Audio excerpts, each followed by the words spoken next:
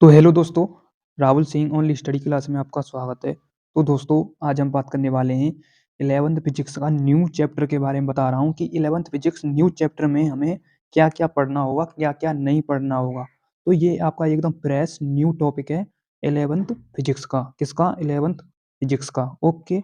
और चैप्टर का नाम है वृत्तीय गति, जिसे इंग्लिश में कहते हैं सर्कुलर मोशन। क्या कहते हैं? Circular motion. ओके। ये आपका एकदम ज़बरदस्त टॉपिक है और मैं आपके लिए बता देता हूँ, चाहे आप कोई सा भी एग्ज़ाम दे लेना, डिफेंस से रिलेटेड, चाहे आप एयरफोर्स का दे लेना, चाहे आप एनडीए का दे लेना, चाहे आप नेवी का दे लेना, चाहे आप आईसीजी का दे लेना, कोई सा भी एग्ज़ाम दे लेना, इस चैप्टर से अंतर्गत जो भी क्वेश्चन फंसेगा, उसी कॉन्सेप्ट पर आधारित होगा। तो मैं कॉन्सेप्ट भी लेकर आया हूँ, प्लस उसके साथ-साथ कौन-सा हमें टॉपिक पढ़ना है, उसकी मैं रूपरेखा बता रहा हूँ, माइंड मैप बता रहा हूँ आपके लिए। तो मैं चालू कर रहा हूँ इस क्लास को, तो देखते जाइए।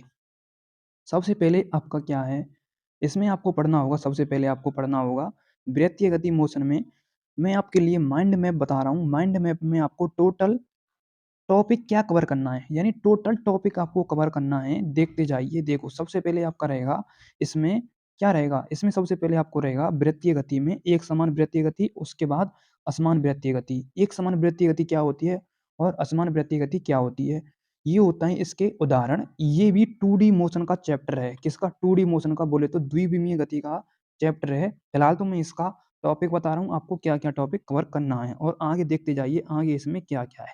देखो, अब बात करूँगा मैं महत्वपूर्ण बिंदु से रिलेटेड टॉपिक।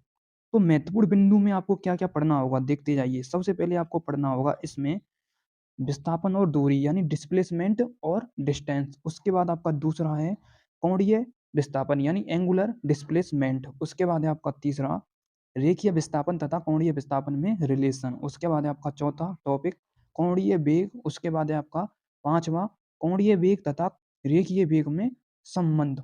उसके बाद है आपका छठवां वेग में परिवर्तन। उसके बाद है आपका सातवां आवर्तकाल, टाइम पीरियड।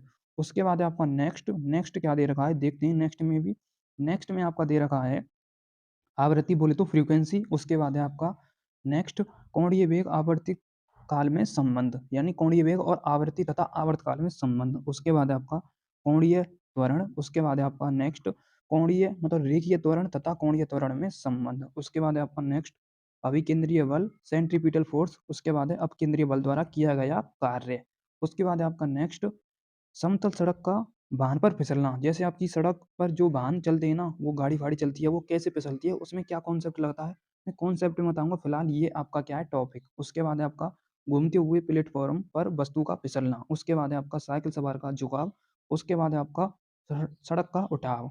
उसके बाद है आपका लास्ट वाहन का पलटना। उसके बाद आपका अगला अगला क्या है, अगला देखते हैं। हमने यहाँ तक तो कवर कर लिया था कि सड़क का उठाव। सड़क का उठाव कैसे रहता है? जब हम किसी सड़क को एल लंबाई पर उठाते हैं और उसकी हाइट कितनी रहती है? एच होती है। तो इसकी प्रवणता हम कैसे निकालते हैं? उसको भी हम बात करेंगे कि सड़क का उठाव कितना होता है जब हमारी मतलब गाड़ी धंधों मुड़काते हैं, धंधों को थीटा एंगल पर न्यूटन फोर्स की, तो वो एल लंबाई पर उठाया जाता है और उसकी हाइट कितनी होती है? एच। वो भी हम टेन थीटा के फॉर्मूले से निकालेंगे। उसके बाद है आपका लास्ट वाहन का पलटना, ये भी हमने देख लिया है। उसके बाद है आपका कार पर सड़क मार्ग की प्रतिक्रिया। उसके बाद है आपका असमान वृत्तीय गति। उसके बाद फोर्स। उसके बाद ऊर्ध्वाधर में किसी बिंदु का वेग, यानी किसी पॉइंट पर निकालना है हमें वेलोसिटी। क्या निकालना है? वेलोसिटी।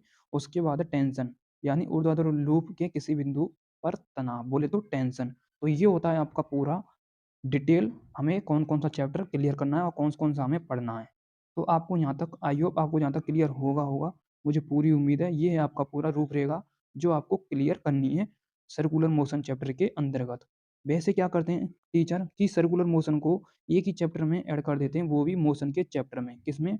मोशन के चैप्टर में। बट मैं आपके लिए सेपरेट चैप्टर करा रहा हूँ, क्योंकि मैं 11th फिजिक्स को भी लेकर चल रहा हूँ और उससे रिलेटेड एनडीए कॉन्सेप्ट, जैसे एनडीए नेवी, इससे भी रिलेटेड कॉन्सेप्ट को मैं लेकर चल रहा हूँ। इसलिए मैं इस चैप्टर को सेपरेट पढ़ाऊँगा, सर्कुलर मोशन। तो हमें मिलते हैं, हम मिलेंगे किसमें? कॉन्सेप्ट क्लास में मिलेंगे, वो भी नेक्स्ट क्लास के साथ। तब तक के लिए thank you so much, love you all, जय हिंद, जय भारत।